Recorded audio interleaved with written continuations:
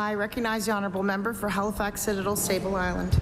Thank you, Madam Speaker. And I rise just to share a few words of disagreement about this bill. Others have been far more eloquent and have argued a lot of the very specific points.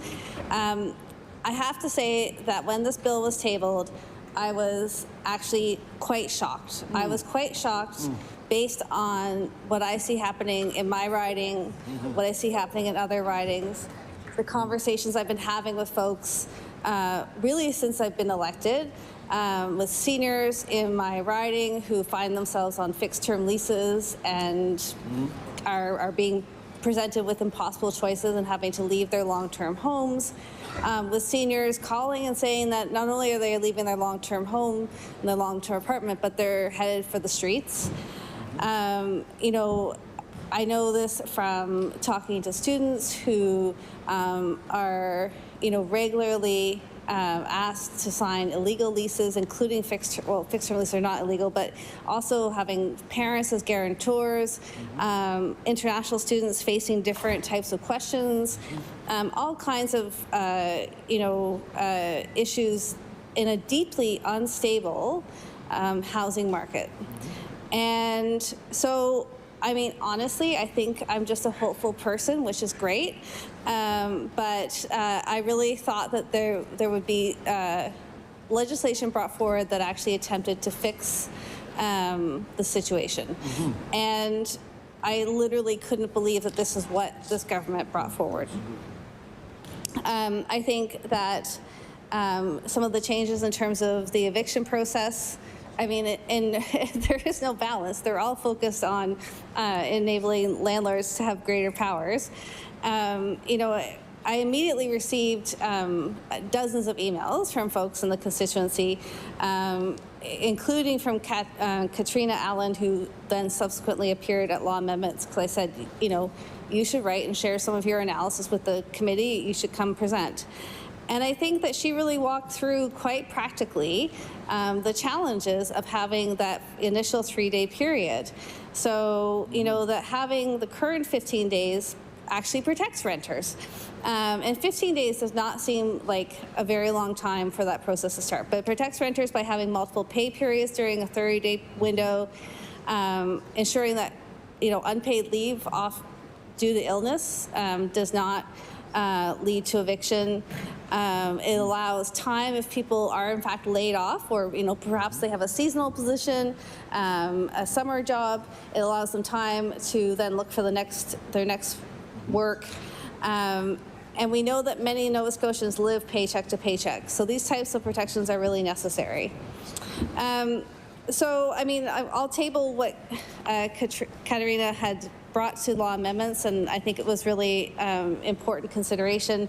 And I can't remember if it was her or someone else who also mentioned even things like the federal government's Phoenix Pay catastrophe. So being partnered to a federal public service manager, I can tell you that that situation actually was quite unreal, and people were without proper pay for months and months and months, and so we're, you know, remortgaging homes, borrowing money from wherever they could to stay in their homes, and again, if you were a renter who, like, is a federal government employee, so has a good, should have a stable work environment, you would have been really struggling in that case.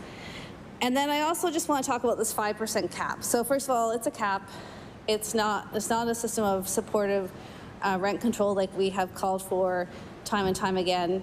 And 5% is not tied to inflation. It's unfounded.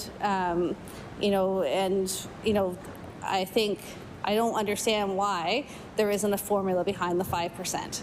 And I mean, I just can't quite believe that there isn't a formula behind the 5%, but since one has not been provided, then I guess that's the case.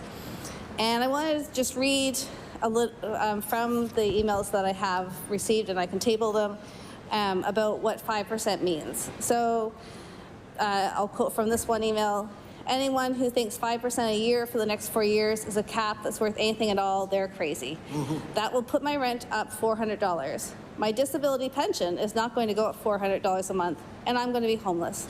I don't know what world the government is living in thinking people can afford 5% a year for 4 years. They're not helping us, they're hurting us. And let me read another excerpt. I also wanted to add from my personal perspective. I never expected as a citizen of this great country of Canada that I would have to choose between rent, medicine, and groceries like so many of my American friends. Yet here I am for the first time in my life deciding what to cut from my grocery list, so I have enough money to afford all my diabetes and blood pressure medication. I have no disposable income whatsoever to afford any mobility devices, and as a result, I don't leave my home. My partner, another excerpt, my partner and I have been living in this apartment for 4 years. The rent has risen from $1,600 to $1,900 a month, an 18.5% increase, without a single renovation. In those apartments of this building that have been vacated, the rents have risen from $1,600 to $2,600 a month, a 62.5% increase. So the rents rise and rise, but my pension doesn't.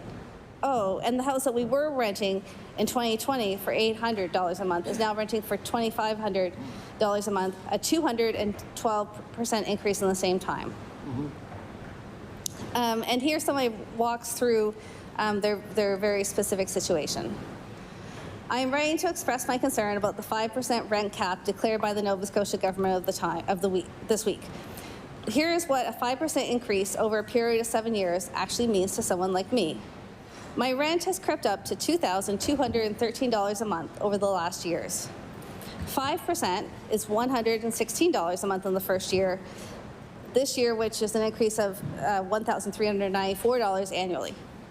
5% in the second year is an increase of $122 a month, or $1,463 annually, and so on for 5 more years. 5% in rent cap will mean an increase of $945.95 a month over 7 years for me. 5% rent cap means that in 7 years, I will be paying my landlord $11,350 more a year than I pay this year. I am a senior who lives mostly on a fixed, non-indexed pension income. 5% is much too high, even for retired teachers. So, as I said at the beginning, I was shocked, flabbergasted, I would say, that this is the response that was tabled to the growing housing crisis in Nova Scotia. It is deeply out of touch with the lived realities of Nova Scotians, and I know that it will have detrimental effects on folks in my riding. Thank you.